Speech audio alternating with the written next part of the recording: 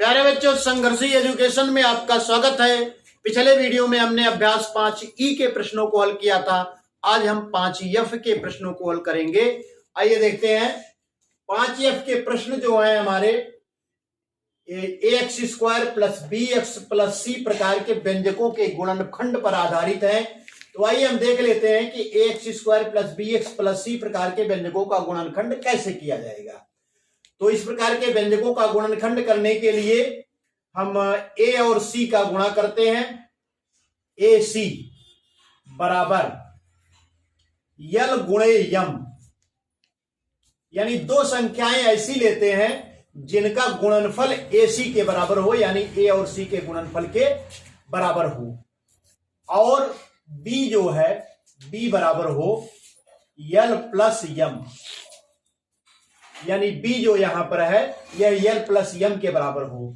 यानी दो इस प्रकार की संख्याएं हम लेते हैं जिनका योगफल तो b के बराबर हो, यानी यल प्लस यम b के बराबर हो जाए, और जिनका गुणनफल जो है ac के बराबर हो जाए। तो आइए इसका गुणनखंड हम करते हैं। अब ac बराबर यल गुणे यम है, तो यहां पर c बराबर हो जाएगा यल यम बटा a। अब इसका गुणनखंड हम देखते हैं।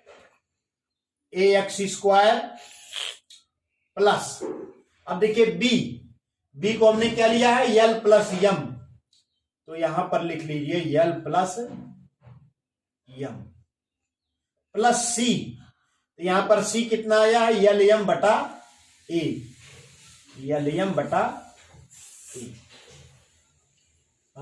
एक चीज छूट गई इसमें, यल प्लस यम उसके बाद bx होता है ना, तो यहां पर x भी आएगा प्लस यल यम बटा a। अब इसे आप बराबर लिख सकते हैं ax स्क्वायर प्लस, अब इसको आप लिख लीजिए x का इसमें गुणा कर लीजिए यल x प्लस यम x हो जाएगा प्लस यल यम बटा a हो जाएगा, बराबर इसे आप लिख सकते हैं। अब इन दो पदों को आप देखिए, इसमें से x आप कॉमन ले सकते हैं, तो ये हो जाएगा हमारा x कॉमन ले लिए, तो बचा क्या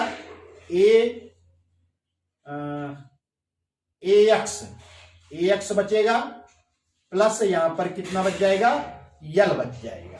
तो बच्चों यहां पर हमने x कॉमन ले लिया, तो ax प्लस यल प्राप्त हुआ। अब इन दो पदों में से आप यम बटा a कॉमन ले लीजिए, यम बटा a, तो बचेगा क्या हमारा, यहां पर a नहीं था, हमने बटा a लिया है, तो ये इसमें x का गुणा a का गुणा हो जाएगा, तो ये हो जाएगा ax, और यम बटा a हमने बाहर ले लिया, तो हो जाएगा ax प्लस यल। अब यहां पर आप देखिए ax प्लस यल यहां भी है, ax प्लस यल यहां भी है, तो ax प्लस यल हम इसमें कॉमन ले सकते हैं दोनों पदों में, तो ax प्लस यल बचा क्या हमारा x प्लस यम बटा a, तो हो जाएगा x प्लस यम बटा a।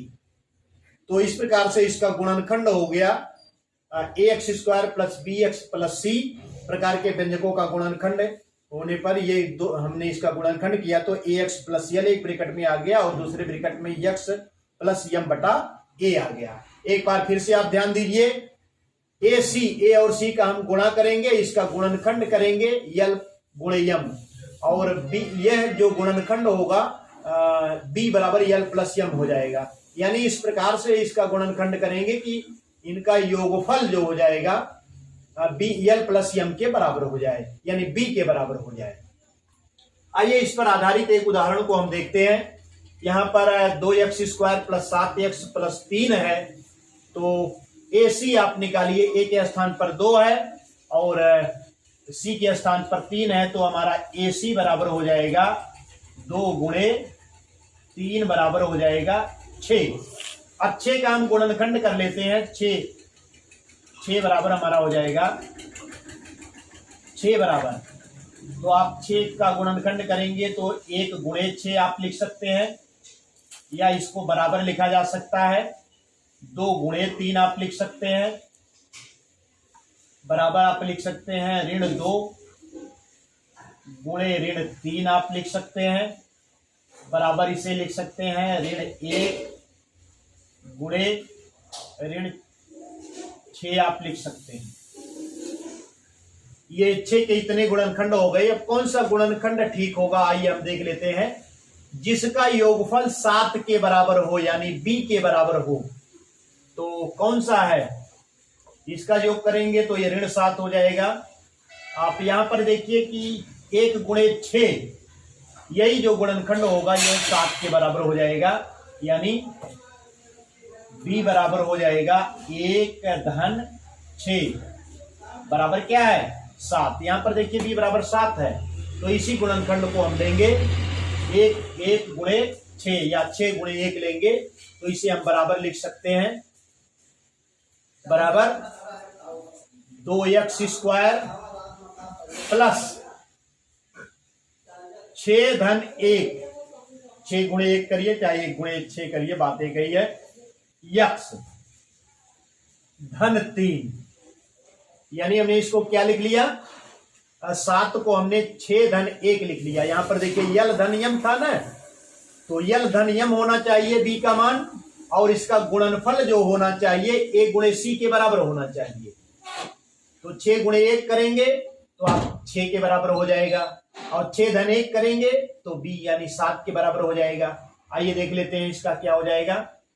तो इसे आप लिख सकते हैं 2x स्क्वायर धन, अब x का इसमें गुणा कर लीजिए, 6x हो जाएगा धन x हो जाएगा धन 3 हो जाएगा, बराबर इसे आप इन दोनों पदों को आप देखिए तो इसमें से 2x आप बाहर ले सकते हैं, तो 2x हो गया हमारा बाहर, तो बचा क्या इसमें x बच जाएगा, और 2 3 6 होता है, x धन 3 बच जाएगा। अब ये x धन 3 है ही, तो धन 1 कॉमन ले लीजिए, तो x धन 3 हो गया ये हमारा। अब दोनों पदों को आप देखिए, x धन 3 दोनों में है, तो x धन 3 आप बाहर ले लीजिए, तो बचेगा क्या हमारा, बच जाएगा 2x धन 1। तो इस प्रकार से इसका गुणनखंड क्या हमको प्राप्त हो गया, x धन 3 एक ब्रैकेट में, दूसरे ब्रैकेट में 2x धन 1।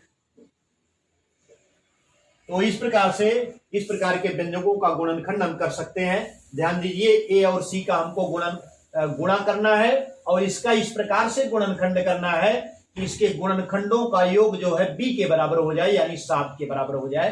तो ये हमारा हो गया है। आइए हम बढ़ते हैं अभ्यास 6f की तरफ। तो बच्चों हमारा पहला प्रश्न है, दो पूर्णांक a और b ऐसे ज्ञात कीजिए कि, पहला खंड है a धन b बराबर 8 और ab बराबर 15। तो आइए ज्ञात करते हैं पहले खंड को। ab बराबर क्या है 15, तो 15 का आइए हम गुणनखंड कर लेते हैं। 15 बराबर हो जाएगा 3 गुणे 5 लिख सकते हैं। 3 गुणे 5 हमने लिख लिया, तो इसका मतलब 3 और 5 8 हो जाएगा, और ये धन b बराबर 8 है, तो इसका मतलब ये हो जाएगा, इसका आंसर क्या हो जाएगा, दो पूर्णांक जो हो जाएंगे 3 और 5। तो दूसरा खंड हमारा है a धन b बराबर 13 होना चाहिए और ab बराबर 12। तो आइए हम 12 का गुणनखंड कर लेते हैं। 12 बराबर हम लिख सकते हैं 4 गुणे 3 लिख सकते हैं। 4 और 3 का गुणनफल जो है 13 के बराबर नहीं है, तो आइए देख लेते हैं इसका और क्या हो जाएगा। 12 गुणे 1 लिख सकते हैं, तो 12 गुणे 1 का मान क्या हो जाएगा 13 के बराबर हो जाएगा, यानी इसका आंसर हो जाएगा हमारा आंसर बराबर 12 और 1। 12 और 1 दो ऐसे पूर्णांक हैं जिनका गुणनफल तो 12 है, लेकिन योगफल क्या हो जाएगा 13 हो जाएगा। आइए तीसरा खंड देखते हैं। ए बी बराबर यहां पर ऋण 20 है, तो ऋण 20 की आप गुणनखंड कर लीजिए। कितना आना चाहिए, ए धन बी 1 के बराबर आना चाहिए, तो ऋण 20 का गुणनखंड आप करेंगे तो इसे 5 गुणे ऋण 4 आप लिख सकते हैं। तो 5 चौक को 20, ऋण 20 के बराबर हो गया, और इनका योगफल जब आप करेंगे 5 धन ऋण 4 करेंगे, तो यहां पर करके देख लीजिए 5 धन ऋण 4 करेंगे तो 5 में से 4 घट जाएगा तो 1 आ जाएगा, यानी a धन b बराबर 1 हो जाएगा। तो इसका आंसर हो जाएगा 5 और ऋण 4। आइए आगे बढ़ते हैं। ए बी बराबर 4 है और a धन b बराबर ऋण 5 होना चाहिए। तो चौथे खंड में आप देख लीजिए, ए बी बराबर 4 है तो 4 का आप गुणनखंड कर लीजिए तो 2 गुणे 2 होता है, लेकिन 2 धन 2 ऋण 5 के बराबर नहीं होगा। आइए बढ़ते हैं। इसे आप लिख सकते हैं ऋण 4 गुणे ऋण 1 लिख सकते हैं। तो ऋण 4 का ऋण 1 में गुणा करेंगे तो यह 4 के बराबर हो जाएगा, ऋण ऋण समाप्त हो जाएगा। और इनको जब योग करेंगे, ऋण 4 धन ऋण 1 करेंगे तो दोनों जोड़ करके ऋण 5 के बराबर हो जाएगा। यानी ये हो जाएगा हमारा, इसका आंसर हो जाएगा आंसर बराबर ऋण 4 और ऋण 1। आइए हम बढ़ते हैं अगले खंड की तरफ। ए बी बराबर ऋण 12 है तो पांचवा खंड आप देख लीजिए। ऋण 12 के आप गुणनखंड कर लीजिए। इसे ऋण 3 गुणे 4 कर सकते हैं। 4 3 12 ऋण 12 हो जाएगा। या इसको आप लिख सकते हैं ऋण 4 गुणे 3 लिख सकते हैं। तो ऋण 4 का 3 में गुणा करेंगे तो ऋण 12 आ जाएगा। और योगफल जब करेंगे ऋण 4 धन 3 करेंगे तो यह ऋण 1 के बराबर हो जाएगा। यहाँ पर देखिए a धन b बराबर ऋण 1 है, यानी यही गुणनखंड हमारा सही है। तो आंसर हो जाएगा आंसर बराबर ऋण 4 और 3। आइए हम अगला देखते हैं। ए बी बराबर 10 है तो 10 के गुणनखंड करिए आप। तो 10 के गुणनखंड 2 गुणे 5 होता है, लेकिन 2 और 5 का योगफल ऋण 11 नहीं होगा। आइए आगे बढ़ते हैं। 10 गुणे 1 होता है तो 10 और 1 का गुणन योगफल ऋण 11 नहीं होगा। आगे बढ़ते हैं और गुणनखंड करते हैं। ऋण 10 गुणे ऋण 1 होगा तो ऋण 10 का ऋण 1 में गुणा करेंगे तो यह ऋण ऋण समाप्त हो जाएगा, 10 के बराबर हो जाएगा। और दोनों का योगफल करेंगे तो ऋण 11 हो जाएगा। ऋण 10 धन ऋण 1 करेंगे तो यह ऋण 11 के बराबर हो जाएगा। यानी इसका आंसर हमारा हो जाएगा आंसर बराबर ऋण 10 और ऋण 1। इनका गुणनफल करेंगे तो 10 आ जाएगा, योगफल करेंगे तो ऋण 11 आ जाएगा। अगला हमारा ये भी बराबर ऋण 20 है। तो आइए ऋण 20 के गुणनखंड कर लेते हैं। ऋण 20 बराबर हो जाएगा हमारा a धन b बराबर 8 आना चाहिए। तो इसे आप लिख लीजिए 10 गुणे ऋण 2 कर लीजिए। 10 गुणे ऋण 2 10 दूना 20 हो जाएगा, ऋण 20 के बराबर हो जाएगा। और योगफल आप करेंगे 10 धन ऋण 2 करेंगे तो 10 में से 2 घट जाएगा, 8 के बराबर हो जाएगा। यानी इसका आंसर हो जाएगा हमारा आंसर बराबर 10 और कितना हो गया, ऋण 2 हो गया।